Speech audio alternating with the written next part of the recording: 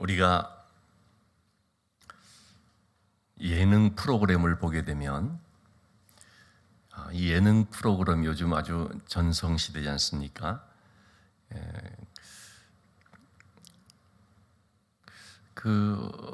출연하는 사람들이 있고 또 MC 사회자가 이제 MC가 사회를 보고 그렇게 하게 되는데요. 참 그럴 때 그 출연자의 말 한마디, 사연 하나하나, 또는 뭔가 이렇게 뭐 하는 것이 있으면 참 거기에 어떻게 호응해주는 그런 것이 그 프로그램이 살고 또는 좀 그렇지 못하고 하는 것을 이제 보게 됩니다.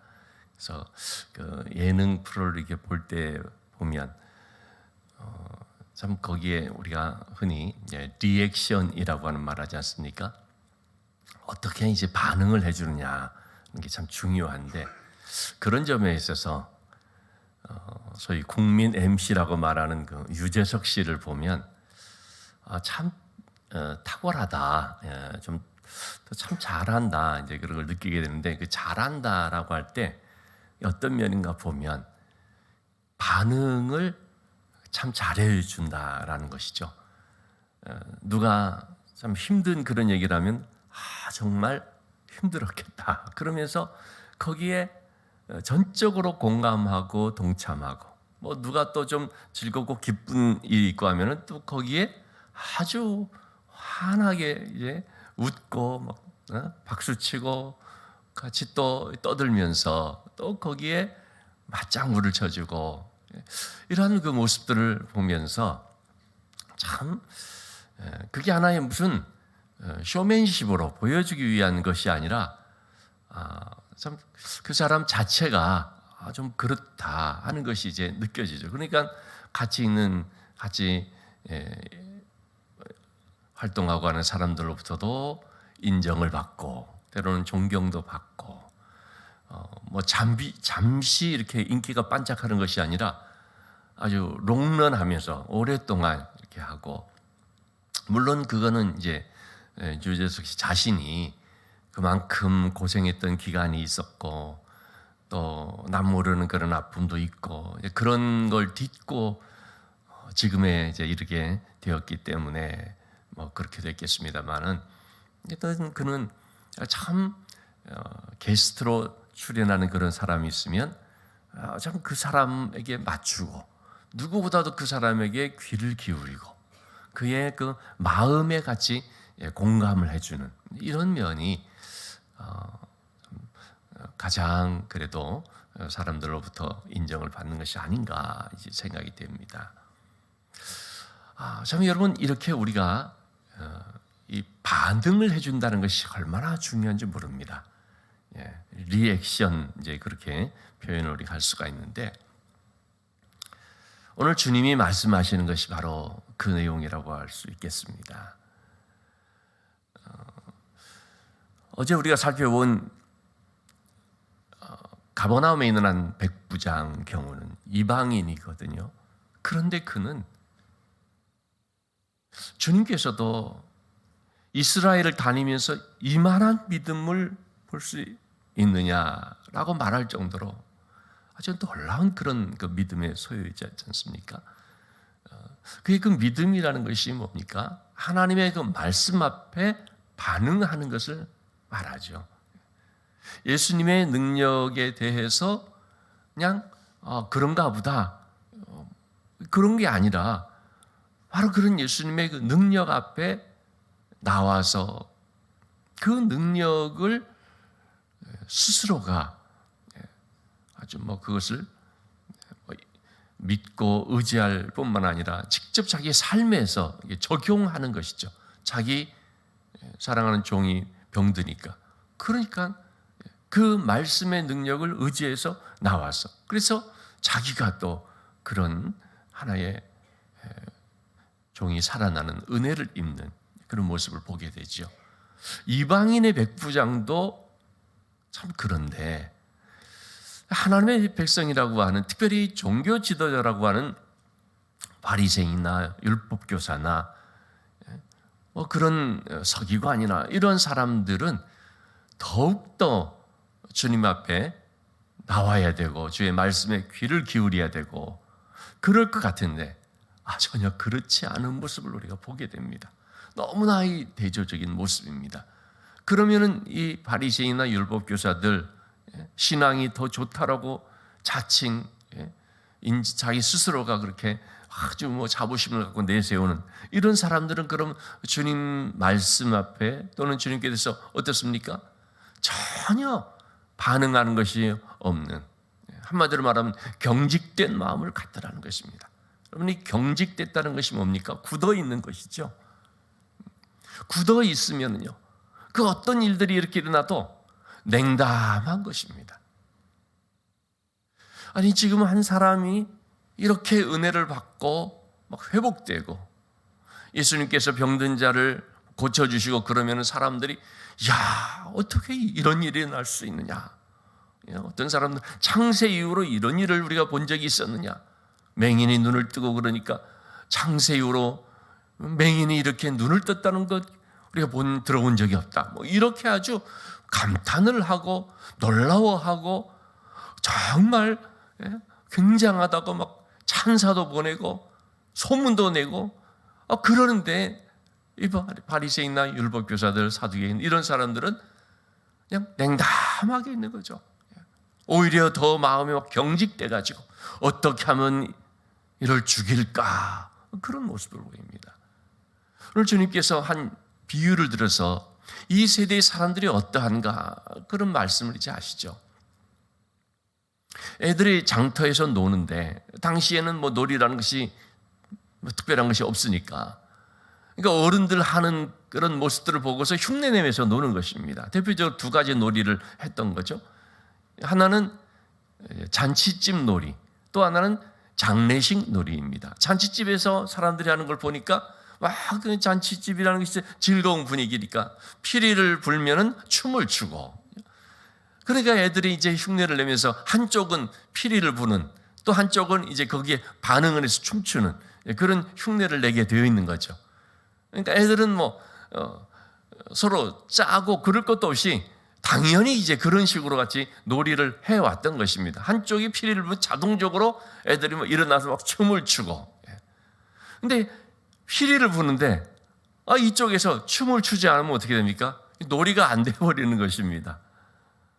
그럼 피리를 부는 애들이 이게 좀 멋쩍어버리고 때로는 화도 나고 너희는 왜 그렇게 안 하느냐 항의를 하고 그렇게 하겠죠. 또 이 장례식을 놀이를 하는데 그 슬픔을 당한 그런 상황에서 이제 한쪽이 이제 곡한다는 것이 이제 우는 흉내, 우리 예전에는 보면 장례식장에 곡하는 그런 사람들이 있었지 않습니까? 본인은 슬픔이 없어도 일단 장례식 분위기를 이끌기 위해서 이제 에고 이렇게 곡을 하면, 그러면 거기에 맞춰서 울어야 되는 거죠. 같이 이제 가슴을 치고 그냥 우는 신용을 하고 혹은 눈물을 닦는 신용을 하고, 그것이 바로 이제 장례식 놀이인 거거든요. 그런데 한쪽에서 곡을 하는데 한쪽에서 그거 맞춰주기로 되어 있는데 전혀 그렇지 않고 울지 않는다는 것입니다. 멀뚱히 이렇게 있는 거죠. 그렇다면 이게 놀이가 안 되는 거죠. 예수님께서 바로 그 비유를 들었습니다. 그래서 한쪽에 애들이 피리를 부는데도 울지 않는 모습, 피리를 부는데도 춤추지 않는 모습, 곡하는데도 울지 않는 모습, 이것이 바로 이 세대의 모습이다라고 말하면서 결국 말씀하시는 게 뭡니까? 전혀 반응하지 않는 그런 모습입니다. 예수님께서 이 땅에 오셔서 하나님의 말씀을 전하고 또 예수님의 하나님 되심을 보여주는 참 여러 가지 또 이적도 행하시고, 물론 그런 이적이라는 것은 다 의미가 있고 그걸 통해서 전하는 메시지가 있기 때문에 하시는 것이었죠. 그래서 예수님은 말씀을 전하시고 천국 복음을 전하시고 그 다음에 이 성경의 말씀을 가르치시고 그 다음에 치유하시고 이러한 사역들을 계속 하게 되는데요. 그렇게 되면은 그걸 보고 반응을 하면서 그러면서 예수님께로 나와서 말씀을 듣고 변화되고 그렇게 해야 되는데, 그러나 참 신앙이 자칭 있다고 하는 사람들일수록 그렇지 않은 모습을 이제 주님이 안타까워서 말씀합니다. 세례 요한이 와서 회개의 세례를 전파하니까 일반 사람들, 특별히 세리, 창기 이러한 사람들은 가슴을 치면서 눈물로 회개하면서 그래서 어떻게 할 것인가 그냥 그렇게 탄식을 하고 반응을 하는 것입니다. 회개의 세례를 전파하니까 내가 정말 하나님 앞에서 잘못된 삶을 살고 있구나, 내가 이렇게 죄짓고 있구나, 회개에 합당한 열매를 맺지 않으면 심판을 받게 된다는 말씀을 하니까 그 말씀 앞에 반응하면서 두려워하는 마음을 갖고 그 죄에서 돌이키는 그런 삶도 살아가는데, 그런데 이 바리새인 율법교사들은 어떠합니까? 30절의 말씀을 보면, 우선 29절의 말씀 보면, 모든 백성과 세리들은 이미 요한의 세례를 받은지라 이 말씀을 듣고 하나님을 의롭다 하되, 일반 백성들 또 세리들은 요한의 그 세례를 받는 것입니다. 회개의 세례를 받아들여서, 그래서 하나님은 의로우시고 거룩하신 분이시고 그 앞에서 우리의 모습은 너무나 죄악된 삶이다라는 걸 깨닫고 반응을 하는데, 30절에 보면은 바리새인 율법교사들은 어떻습니까? 받지 않는 것입니다. 회개의 그 세례를 받아들이지를 않는 것입니다. 그들 자신을 위한 하나님의 뜻을 저버리니 자기중심적인 삶을 살아가면서 하나님의 이 말씀, 하나님의 원하시는 뜻을 거부해버리는 거죠. 하나님의 말씀을 저버리는 삶을 살아가는 것입니다. 이 반응하지 않는 모습, 냉담한 모습, 너무나 경직된 것이 마음, 그런 신앙, 그걸 예수님께서 이제 참 안타깝게 지적을 해주고 있습니다. 하나님의 말씀을 들을 때 여러분, 우리가 참 이 반응하는 것이 너무나 중요하죠. 여러분, 예배 시간에도 그렇거든요. 예배 시간에도 이 말씀을 전하고 또 우리가 이렇게 기도하고 그럴 때 뭔가 함께하는 것이 이게 굉장히 중요하지 않습니까? 제가 매월 첫째 주에 치유 기도를 하고 이렇게 할 때 1부, 2부 예배 시간 이렇게 하잖아요. 1부 분위기와 2부 분위기가 달라요. 1부 예배 시간에 기도하고 그럴 때는 참 많은 분들이 아멘 하면서 동참하는데요, 2부 예배 시간에 기도할 때는 제가 힘들어요.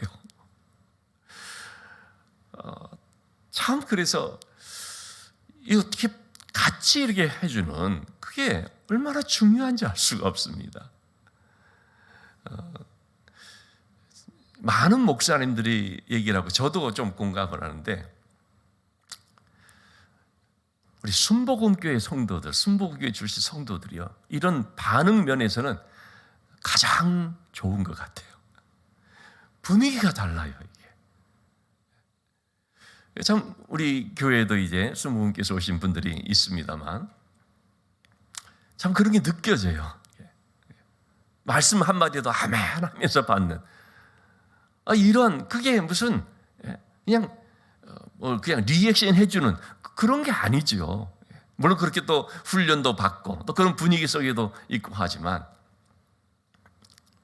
그런 점에 있어서 참 우리가 하나님 앞에서 이 반응이, 물론 속으로들은 아멘 하고 속으로들은 뭐 그렇죠. 그런데 이게 표현이 안 되면 조금 모르죠. 표현이 일단 안 되면. 근데 그런 이 반응해주는 그게 굉장히 중요하다는 거죠. 어떤 분이 그런 얘기를 하더라고요. 코로나가 이제 끝난 건 아니지만, 이 코로나로 완전히 대면 예배가 이제 안 되고 있다가 이제 지금 막 회복되고 있지 않습니까? 그런데 보통 우리 장로교 이런 데들은 한 3분의 2 정도도 이제 다 안 나오는데, 순복음교회만큼은 거의 다 나온다는 거예요. 주일 예배 그냥 다 대면 예배 나와가지고 열심으로 그렇게 예배를 드린다는 거예요. 참 그런 모습을 보면서 뭔가 조금 그런 분위기가 다르구나 이런 생각을 좀 했는데요. 제가 말씀드리고자 하는 것은 무슨 성도가 누가 더 괜찮다 어쩌다 그 말씀드리는 게 아니라 이 반응이라고 하는 면에서 말씀드리는 것이죠. 참 여러분 우리 신앙생활에서 이게 굉장히 참 중요합니다. 우리 집안에서 그러지 않습니까? 부모님이 어떤 그런 말을 하면 이 자녀가 뭔가 반응을 해주는 그런 게 하나님의 말씀 앞에서도 우리가 그런 거거든요. 어린아이 같은 모습이 뭡니까? 어린아이 같은 자라 천국에 간다. 어린아이는 조그만한 아주 자그만한 그런 것에도 감탄을 합니다. 반응을 하는 거예요. 좋은데요? 뭐 그냥 너무 맛있는데요? 뭐 이런 이런 순수함이랄까요? 어떤 순진함 이런 게 어떤 어린이의 특성이라고 한다면 우리에게 그런 것이 굉장히 중요하다는 것입니다. 하나님 앞에서 우리는 지금 어린아이에서 하나님 너무 좋습니다. 하나님 너무 감사합니다. 이러한 것들이 나와야 된다는 거죠. 오늘 말씀 후반부에 보면 한 바리새인과 한 여자에 대한 말씀이 나옵니다. 예수님께서 오셨는데 이 바리새인과 또 한 여성이 예수님을 모시는 모습이 너무 다른 것입니다. 바리새인은 그야말로 그냥 예수님 이제 모시기는 오셨지만 아무것도 하는 것이 없습니다. 환영하는 것도 없고요. 무슨 이 여인처럼 발 씻을 물을 갖다 주는 것도 아니고 이 여인은 어떻습니까? 오자마자 예수님에게 엎드려서 눈물로 감사를 표하고 눈물로 예수님 발을 씻고 또 자기의 그 머리털로 발을 닦고 향유 그 귀한 향유로 예수님을 섬기고 바리새인은 오히려 그걸 보면서 뭐라고 합니까? 이 여자가 죄인인데 예수님이 선지자라면 이런 죄인 여자를 알아보고 물리쳐야 되는데 그런 식으로 평가나 하고 있고 판단이나 하고 있는 것입니다. 여러분 우리가 예배를 이렇게 드려도요 정말 마음을 하나님께로 향하면서 예배 드리는 사람이 있고 어떤 사람들은 예배를 구경하는 사람들이 있죠. 예배에 대해서 평가하고 판단하고 참 저 같은 목회자들은요 그러기가 굉장히 쉽습니다. 어떤 낯선 곳에 예배를 드리러 갔다 합시다. 그럴 때 이 목회자가 참 이것도 일종의 직업병이 될지 모르지만 이렇게 살펴요. 이 교회 어떤 교회야? 이 교회 예배 좋네. 이 교회 조금 찬양이 좀 약하네. 이 교회 좀 성도들이 좀 어떤 분위기네. 그렇게 되기가 참 쉽습니다. 그럴 때마다 반성하게 되죠. 내가 예배를 드려야 되는데 특히 이제 우리 교육자들 저도 뭐 부교육자 시절에 참 그렇게 많이 했었습니다만 예배를 드리기보다 예배를 관리하는 입장에서는 주일 예배가 되면 이 음향 살피고 분위기 살피고 뭐 안내하고 뭐 그러면서 예배를 드리기보다도 예배의 그런 관리자가 돼서 그래서 주일 하루를 하나님 그냥 섬기는 것으로 끝나는 이렇게 되기가 참 쉬운 면이 있거든요. 관전하는 모습. 예수님께서 이 바리새인이 말했죠. 두 사람이 있는데 한 사람이 50데나리온을 탕감받고 한 사람은 500데나리온을 탕감받았다고 한다면 누가 더 그 탕감해 준 사람을 사랑하겠느냐? 당연히 더 많이 탕감을 받은 사람 아니겠습니까? 탕감받았다는 것이 뭡니까? 죄 사함 받았다는 뜻이죠. 그러니까 예수님 말씀하시죠. 적게 탕감받았다는 사람은 적게 사랑할 수 하게 되고 더 많이 탕감받았다는 사람일수록 더 탕감해 준 분을 많이 사랑할 수 있게 될 텐데 그런데 이 여인은 어떤 사람이냐? 자신이 더 많이 탕감받았다고 생각하는 사람이죠. 바리새인 이 사람은 내가 적게 탕감받았다 생각하는 거죠. 왜냐하면 나는 죄가 별로 없다고 생각을 하고 이 여인은 죄가 많다고 생각을 하니까. 그래서 바리새인은 내가 죄가 별로 없기 때문에 나는 의인이다 라는 그런 관점을 갖는데, 예수님 보시는 것은 그것이 아니죠. 내가 죄가 적다고 생각하는 사람일수록 어떻게 생각하는 것입니까? 나는 탕감받은 것이 적다라고 생각하는 사람이 되어버리는 거죠. 저 사람이 더 죄인이다라고 생각하는 사람, 그래서 죄인이라고 손가락질하는 그런 사람이 오히려 죄를 더 많이 탕감받은 자가 되기 때문에 결과적으로 어떻습니까? 주님을 사랑하는 모습이 다르다라는 거죠. 적게 탕감받으라는 생각하니까 그럼 적게 사랑하는 것이고, 감사도 적은 것이고, 많이 탕감받았다고 생각하는, 내 죄가 많다고 생각하는 사람일수록 그 죄가 탕감받았기 때문에, 그 죄가 사함을 받았기 때문에 더 감사함이 큰 것이고, 더 은혜가 큰 것이고, 더 주님을 사랑함이 큰 것인 것을 주님이 말씀을 해주고자 하는 것이죠. 결국 바리새인의 이 문제가 뭐냐면, 자신이 의인이라 생각할수록 죄사함 받은 것이 적은 것이고, 그렇기 때문에 받은 은혜도 적다라고 생각할 수밖에 없는 이러한 잘못됨을 지적한 것이라고 하겠습니다. 같은 바리새인이지만 여러분, 바울은 어떻습니까? 바울은 자신의 죄가, 예수님을 만난 후로 자신의 죄가 깨달아지면 깨달을수록 내가 이렇게 많은 죄를 지은 죄인 중에 괴수요라는 표현을 쓸 정도로 그런 죄인이기 때문에 이 많은 죄가 탕감받았다라고 하는 너무나 큰 감사가 그에게 있었던 것이죠. 내가 이런 죄인인데 이런 죄를 탕감받았다는 거죠.